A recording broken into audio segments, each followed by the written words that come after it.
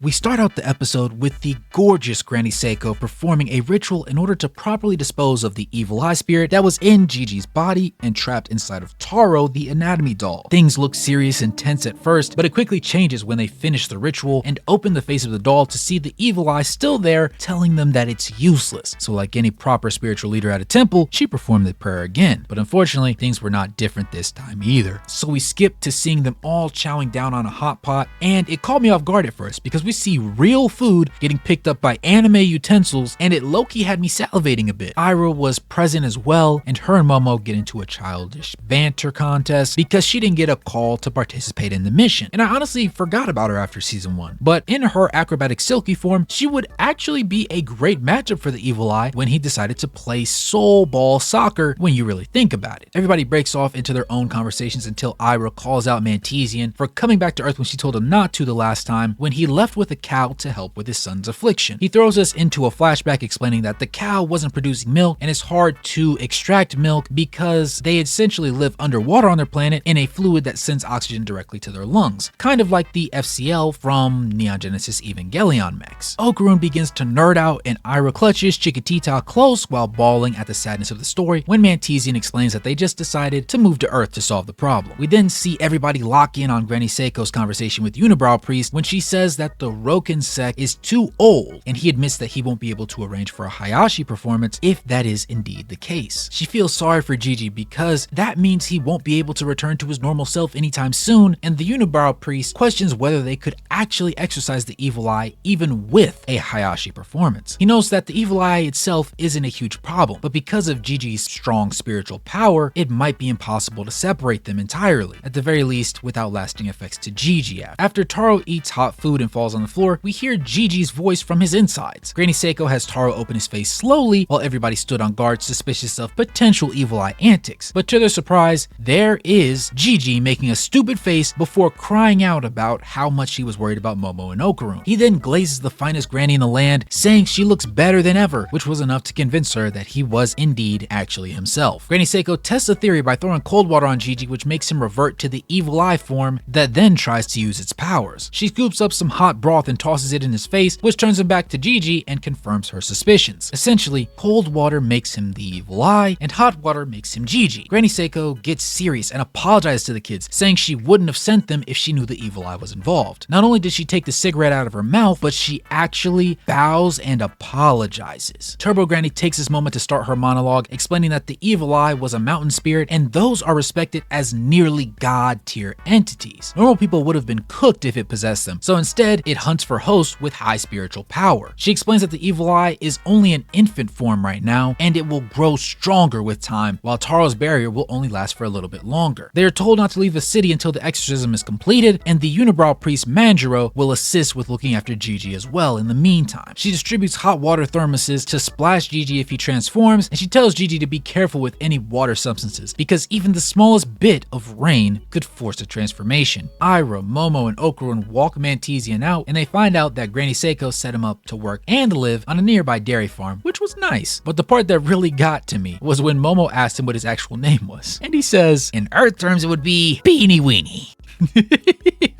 Before getting beamed up to his ship with his son. When they fully board the ship, it blasts off like Team Rocket, only to come right back down less than a mile away, which was absolutely flooring me because they wasted all that fuel and they really could have just walked. The next day, the gang loaded into a van and headed to a hospital to meet Gigi's parents. And first of all, pause. Granny done switch up the drip and it's still heat. Kinda gives the same aura as a fine homeroom teacher. And I assure you that I wouldn't miss a single day of school if I was in her class. We do not care. We see Momo and Okarun actually touch hands, and Okarun apologizes even though Momo was the one that put her hand on top of his, and she tells him it's fine and motions for him to put his hand back. They have a cute innocent moment as the van enters a tunnel, and Momo inches her hand over to slightly touch his before rubbing on his bandages and finally resting hers on top of his, which has Okarun in a frenzy, asking her what she's doing. And when she plays dumb, he says he doesn't know the rules to the game and what they are, and you hear the nervousness in that boy's voice. And oh my goodness, my inner schoolgirl came out watching this. What do you mean by that? because, ooh, they are just so cute. But just as things are starting to get more serious, Gigi ruins the moment by complaining to Momo about how Taro won't listen to him and let him move his body as he pleases. Taro continues to harass him until Momo asks if it's okay that they didn't bring his parents a gift. Granny Seiko has Manjiro prepped to stop at a nearby supermarket because she completely forgot. Gigi jokes about them being too loud and rowdy and says that's why being sick actually suited them for once. Everybody peeps him trying to put on a tough act though, which is proven when he starts bawling in the arms of both of them at the hospital. We see the news covering the volcanic eruption and reporting no injured people or deaths, and also the surprise arrest of 10 Keto family members for suspicions of confinement and murder. And rightfully so. Goodbye and good riddance, I say. Word to Juice WRLD. The leader of the family, Granny Naki Keto, slipped away though and is wanted on suspicions of theft, arson, attempted murder, and countless other crimes. We see her in the forest hiding from the police search parties with a terribly broken arm that has the meat hanging off the bone, and she lets it slip that she was growing the Mongolian earthworm for the better part of 200 years, which means that she was the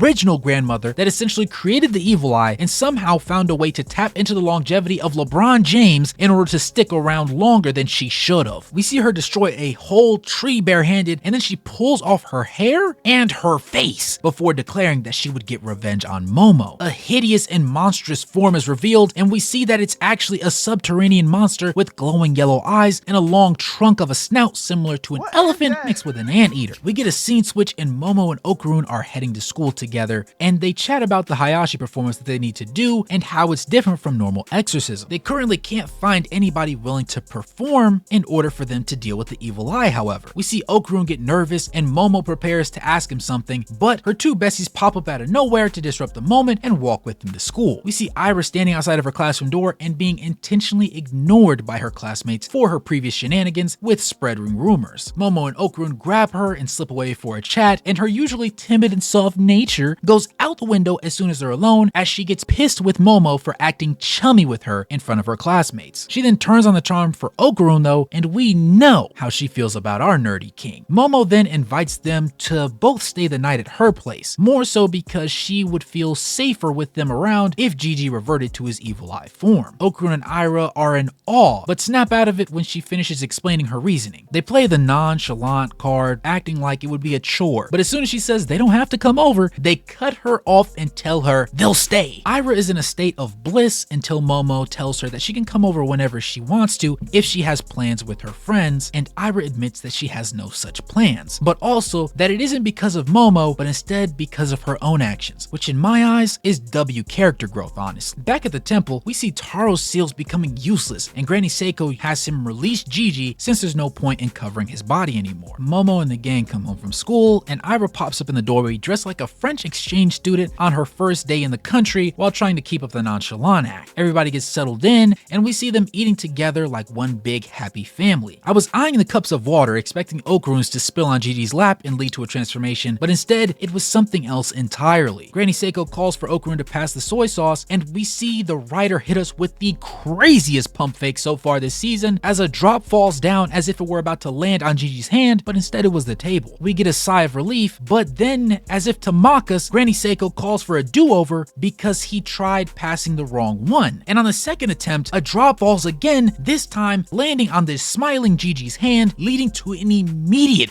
release of the evil eye, as he wasted no time destroying the room and everything in it while also putting a crater in the side of the house before the episode closed. If you made it this far in the video, go ahead and smash that like button, subscribe, and turn on post notifications, man, and consider becoming a member of the channel to get the videos faster than anybody else. And as always, I'll catch you next week, or if you're participating in Full Metal Alchemist August, the first video is already dropped, so make sure you keep an eye out for that as well. With that being said, as always, AYC, what you got for me? Your theme is peace.